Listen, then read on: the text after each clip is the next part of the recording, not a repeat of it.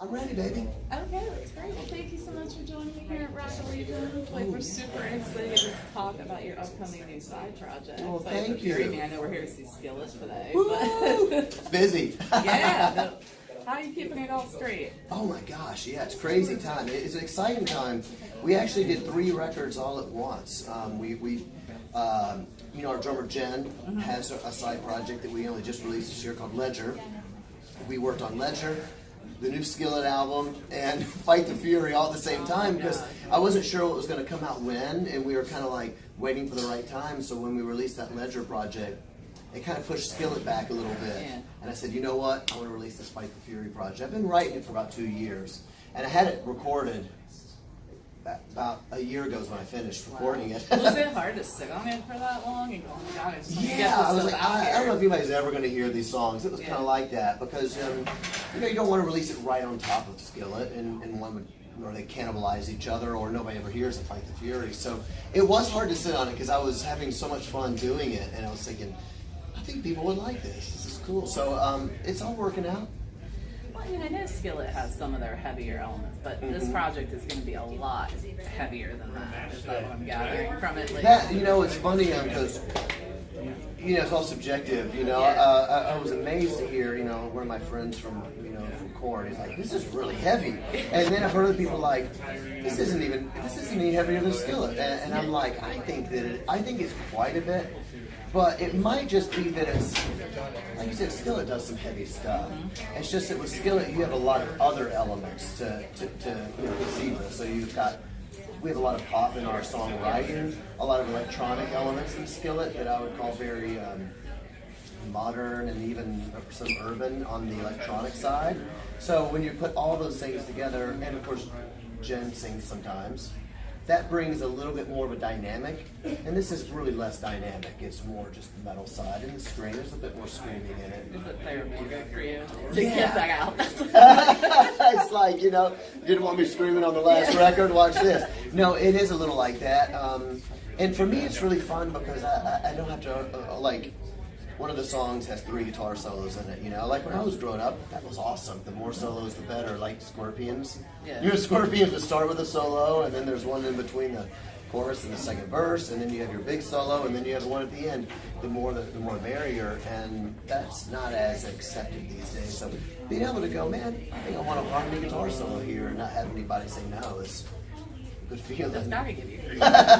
Without that pressure, but you have to. I mean, I don't think Skillet's ever fit in a box. So, I don't want to say that because I think you guys are always break free of that a bit, which is what I love about you guys. Because it's not like, you're one genre or the other. You can play any type of festival. So, do you feel this project will kind of follow in that vein too? Because I think that it's good to experiment. It's got to be healthy for you guys. Yeah, I think so.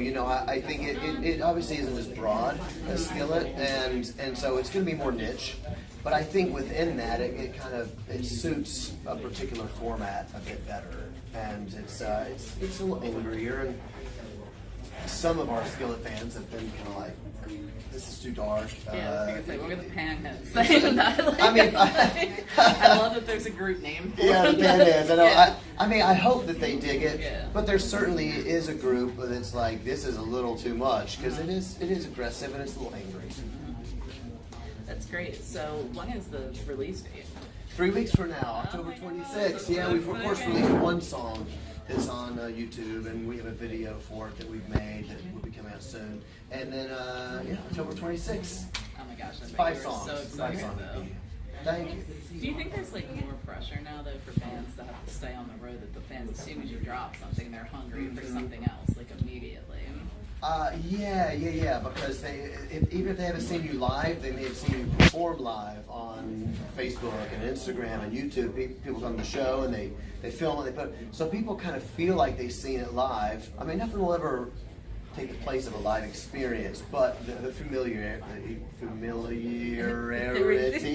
That's hard to say.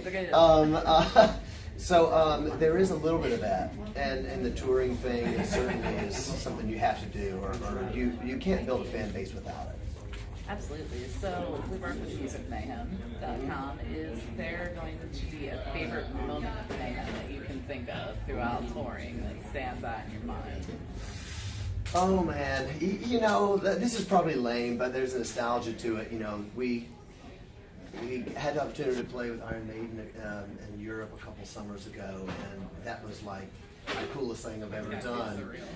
This summer we played with Iron Maiden again, but this time we were only 2 bands away from closing. So Iron Maiden closed. That's like 6 degrees of It separation. is. I'm right? like, you know what? I'm getting closer to the, and it's just so nostalgic because that's the music I grew up loving, and you know, for most people, I think you know, most people tend to love what they loved when they were 15 because it's you're becoming your own person, your own identity, and you're thinking what you're going to think for most of your life. And so the music, you know, is like episodes of your life. So you remember where you were when you heard Remember the Beast, and you know, first time I saw it, like Eddie Art, you know. I still have my mixed CDs with my Man, making mixtapes was report off the radio. Wait, yep. Quite awesome, wasn't it? Absolutely. So with rockrevival.com, I'm wondering if there was one era or thing throughout the history of rock that you could revive, what would it be? Oh, probably glam metal of the 80s. I mean, I just Second one. really, oh, I loved it. You know, somebody asked me. It's because didn't we just have 25-year reunion of Nirvana's Nevermind? Yes. I think just about 2 years ago or sometime. And somebody asked me in an interview, they said, what is it, what did Nevermind mean to you? And I said, it meant the death of everything I loved about rock and roll. It was all over. I mean, I was just like, what's happening? What's happening? This doesn't sound like Skid Row. Not to say, obviously, that it's not iconic and not wonderful, but that was such a shift from what we were used to. And what I loved about 80s music, whether it was the more serious side like Metallica and Maiden, or even the hair bands, which I love, Motley Crue, I'm a huge Motley Crue fan, Skid Row and all those great bands. What I really loved about that was the musicianship. And I think that's come back around in a lot of ways. You have those bands that people go, man, you've got to go see whoever, Slipknot. You got to go see Seven Dust because they're known as being like a band's band. These bands have albums too, where you can listen to the whole that's thing. right. And it's not like a single that's right. You know, you can listen to the whole thing start from finish, and I feel like that's so hard to find right now. Yeah, Like, it's a little bit of a different art. Absolutely. And that's probably the things that I loved about that era. Absolutely.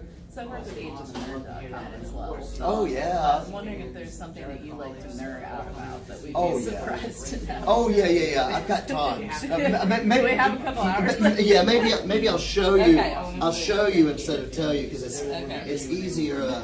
It's easier said than talked We're about. making you like strip. Yeah, here we go. There we go. There's a taste right there. Oh my god. Look at that. Look at it. Yeah, I got all the Avengers on here. Oh. Well, not all the Avengers, but That's like a as many as beautiful it piece, goes. though. It goes all the way up to here. Oh my God. I've got Venom up here. Wow. You know what? I'm gonna pull that down later. The skinny jeans are hard to get down. They are. And it was a lot of work, and it's not because I have big calves. So you I've got excited girly for ones. the Venom movie? Yeah, I am. You know, I nerd out about lots of things. I love comics. I love Marvel comics specifically. I love Batman as well. But Right I here. have to get out to Comic Con then one of these oh days. yeah, I love Gotta that go. stuff. Yeah, and I love horror films. Science fiction films are my favorite. So I nerd out. I want to read the books as well. So I like science fiction books and things like that. I got a lot of nerdery. Harry Potter. That's your nerd friend. You're good. I might be a little too nerd friend, yeah, depending on who you ask. I feel like hardcore nerd. Yeah. It's all good. That's right. Well, thank you so much for taking a few minutes to speak. I appreciate it. What is next for you after Rock Allegiance? Where are we going to Oh, see man, Skillet, I'm so touring and all that? very excited about playing today. It's an amazing lineup for people who aren't here. Man, the lineup is killer today. And after Rock Allegiance, Skillet goes to Australia.